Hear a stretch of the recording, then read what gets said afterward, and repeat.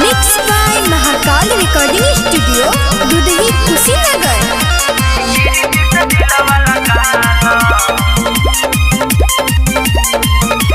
रहबू सखिया सहेलियन के संगवा नाच करबू हो।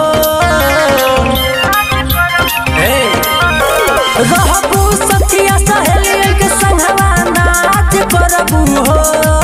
हई गिरी जी से दिलवा लगाला, हई गिरी जी से दिलवा लगाला परे चाराच करबू हो। गोस्वामी जी से दिलवा लगाला ये गोरिया राज करबू हो। रहबू सखिया सहेलियन के संगवा नाच करबू हो।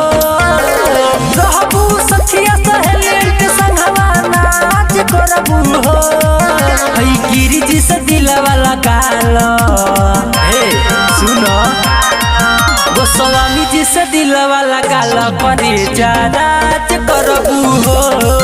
हई गिरी जी से दिलवा लगाला परे चाराच करबू हो।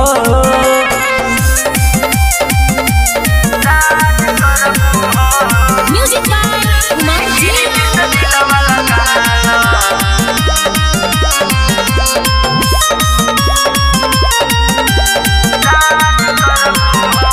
लगी नहीं डर चलबू सीना तान हो। बन जाए गोरी गोस्वामी जी के जान हो। लगी नहीं डर चलबू सीना तान हो। बन जाए गोरी गोस्वामी जी के जान हो। जना बुझे जतिया के पावर लाए ताराज करबू हो। जना बुझे जतिया के पावर लाए ताराज करबू हो।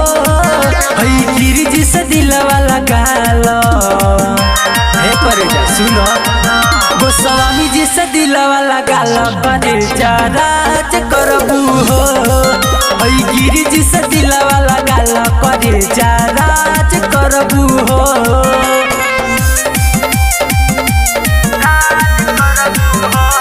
Music by Kumar ji.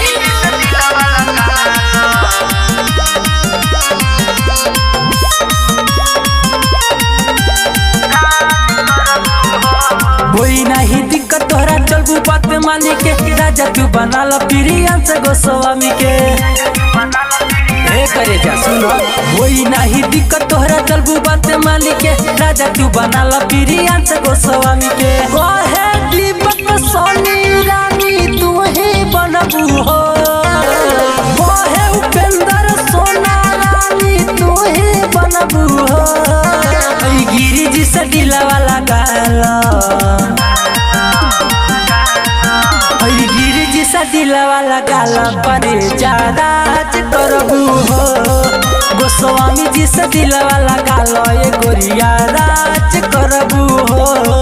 अरे पूरा जिला में नाम हो जाइयो।